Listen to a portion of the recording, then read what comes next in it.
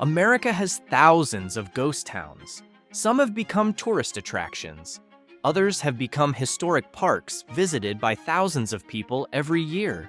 But not every ghost town can be visited. Across America, there are towns that have been abandoned for decades, but remain behind fences, checkpoints, military zones, or areas considered too dangerous to explore. Some are hidden inside nuclear test areas guarded by the federal government. Some were closed because toxic contamination made the land unsafe to live on. What makes these places different is not just that they are empty, but that most people will never be able to see them up close. In the middle of a barren desert about 100 kilometers northwest of Las Vegas, there is Mercury, a town most Americans can never visit. Mercury is off limits for one far more sensitive reason: the United States nuclear weapons program. The town was founded in the early 1950s as an operations center for scientists, technicians, military personnel, and workers involved in nuclear testing at the Nevada test site, now known as the Nevada National Security Site. But when the era of large-scale nuclear testing ended, Mercury's population dropped sharply. Many buildings were abandoned, while the area remained behind extremely tight federal security. To this day, access to Mercury requires official permission from the United States government. Armed checkpoints, security fences, and federal patrols make sure the public cannot enter this town freely.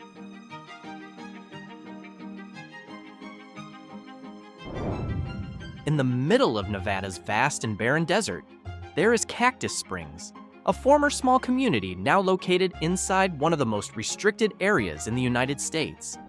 Unlike many ghost towns that tourists can still visit, Cactus Springs sits within the Nevada Test and Training Range, an active military training area used by the United States Air Force. In the past, this area was home to ranchers, miners, and families trying to make a living in remote Nevada.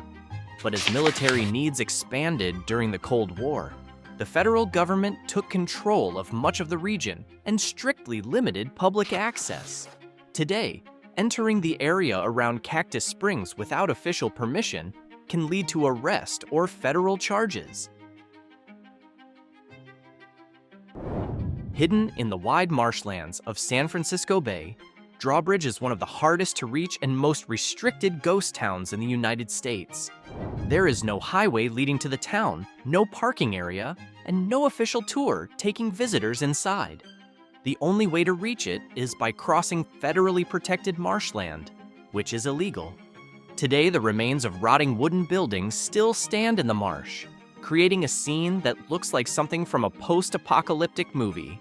But unlike many other ghost towns open to tourists, Drawbridge sits inside a federal wildlife refuge managed by the United States government.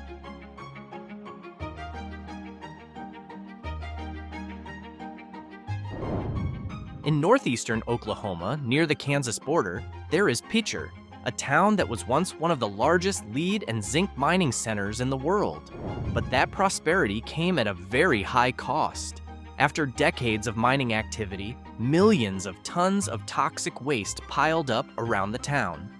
Later studies found that many children in Picher had lead levels far above the safe limit, raising serious health concerns.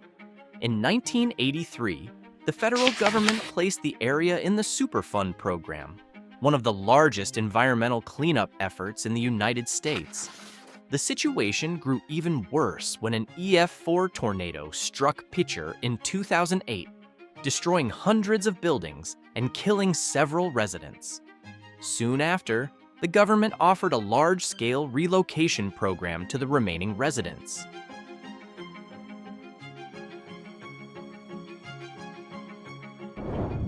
Beneath the empty streets and long-vanished homes of Centralia, a fire is still burning. Not for a few months or a few years, but for more than 6 decades.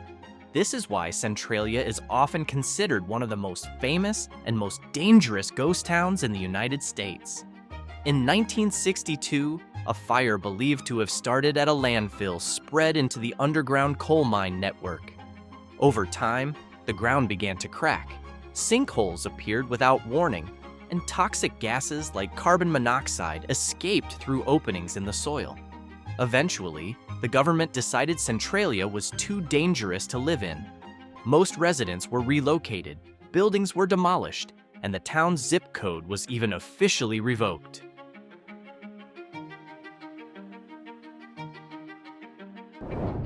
Perched on the edge of a steep cliff in the Rocky Mountains, Gilman is one of the most famous yet most closed-off ghost towns in America. The town was founded in the late 19th century after large deposits of zinc, lead, and silver were discovered. But that glory did not last forever. By the 1980s, mining activity had left behind serious environmental contamination. The government later designated the area for environmental cleanup, while the mining company ended its operations. What makes Gilman different from most ghost towns is that it sits on private land. For years, access to the town has been tightly guarded by security personnel, surveillance cameras, and no trespassing signs placed at multiple points. Many urban explorers have tried to sneak inside, but the risk of being arrested for trespassing remains high.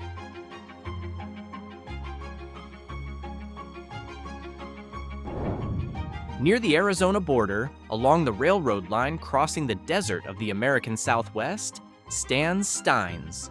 In the early 20th century, Steins grew as a small community serving railroad workers, miners, and travelers passing through remote New Mexico. But when modern transportation began replacing the role of traditional rail routes, the town's economic activity slowly disappeared. Residents began leaving Steins until the town was almost completely abandoned. Unlike many ghost towns opened as tourist attractions, Steins sits on private land. For years, access to the town has been restricted, and much of the area has been fenced off or closed to prevent vandalism, artifact theft, and damage to fragile historic buildings. Visitors cannot freely explore the site without permission from the owner.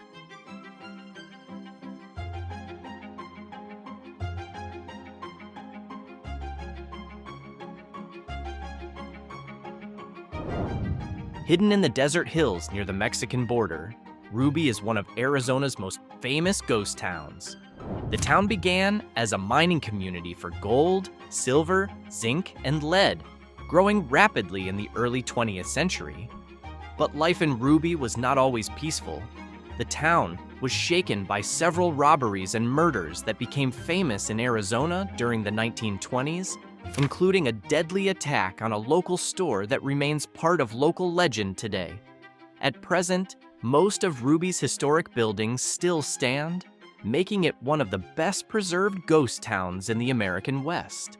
However, the town sits on private land, and access is controlled by the property owners.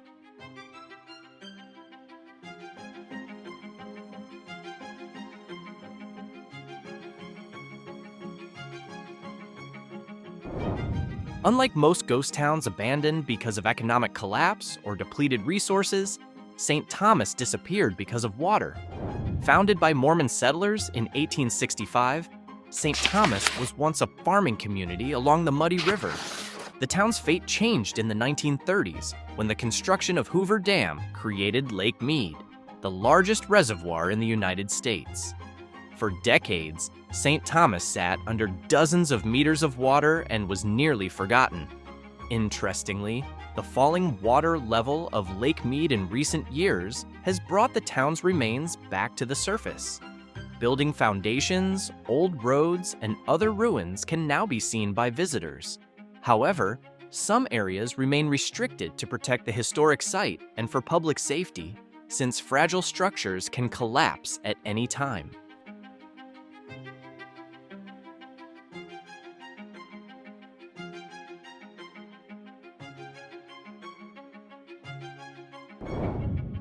In the western Arizona desert, not far from the Colorado River, there is Castle Dome Landing. In the late 19th century, the town grew as a river port connecting the mines of the Castle Dome Mountains with larger markets across the American West.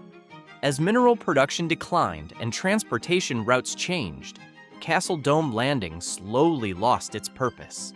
Residents left the town behind, along with buildings and infrastructure that were eventually swallowed by the Arizona desert. Today, part of the area has been restored as a historic site, but not every section can be freely accessed. Some buildings and old mine locations are restricted for safety reasons, including the risk of collapse, unstable tunnels, and fragile old structures. Visitors are required to follow the rules set by the site managers.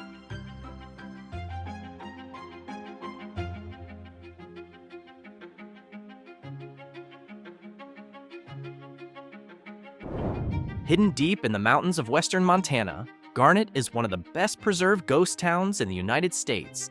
The town was born in the late 19th century after gold was discovered. In a short time, Garnet grew into a busy community. But like many boom towns in the American West, Garnet's prosperity depended on one thing: gold. When mine production declined and gold prices fell in the early 20th century, residents began leaving the town. By the 1940s, Garnet had practically become a ghost town.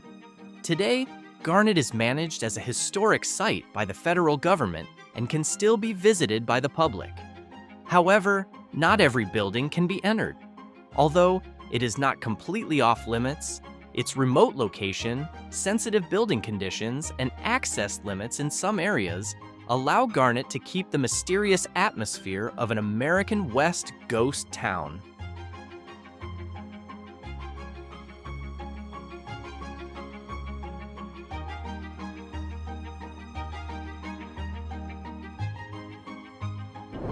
In the high desert of Eastern California, Bodie stands as one of America's most famous ghost towns. The town grew rapidly after gold was discovered in the late 19th century and once had more than 8,000 residents.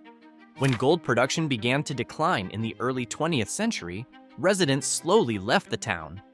A major fire destroyed part of the area, and over the following decades, Bodie became an almost forgotten ghost town. Today, Bodie is protected as a California State Historic Site and preserved in a condition known as arrested decay, meaning it is kept looking much the way it did when it was abandoned decades ago. Bodie is also famous for a local legend known as the Curse of Bodie, the belief that anyone who takes an artifact from the town will suffer bad luck.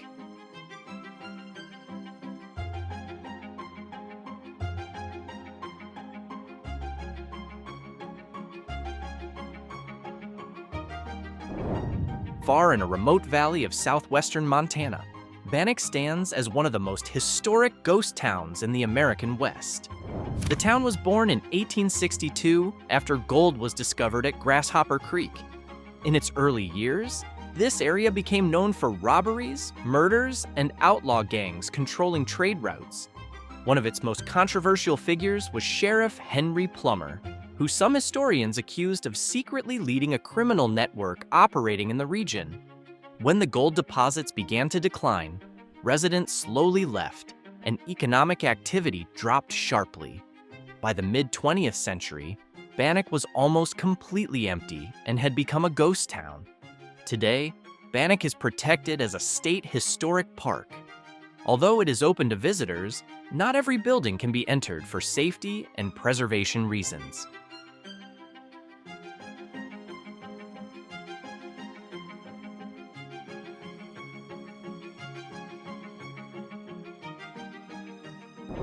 Hidden in Colorado's Rocky Mountains at an elevation of more than 9.842 feet, St. Elmo was once one of the busiest mining towns in the region.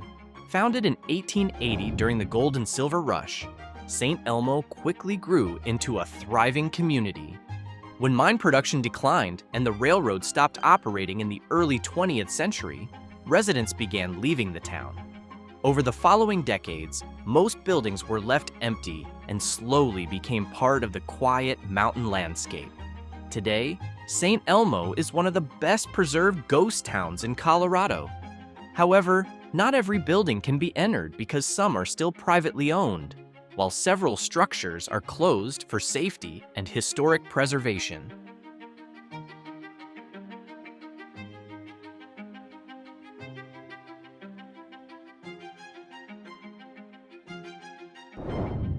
Hidden in a narrow valley along the New River, Thurmond was once one of the busiest railroad towns in Appalachia. Although its population was never very large, Thurmond generated extraordinary economic activity. Banks, hotels, stores, and many other businesses grew rapidly thanks to heavy railroad traffic. But when the coal industry began to decline and modern transportation replaced the role of rail lines, the town's economic activity slowly disappeared. Over the following decades, residents left Thurmond until only a handful of people remained. Many historic buildings still stand along the railroad tracks, creating an atmosphere that feels frozen in the early 20th century. Today, Thurmond sits within New River Gorge National Park and Preserve and is protected as a historic site.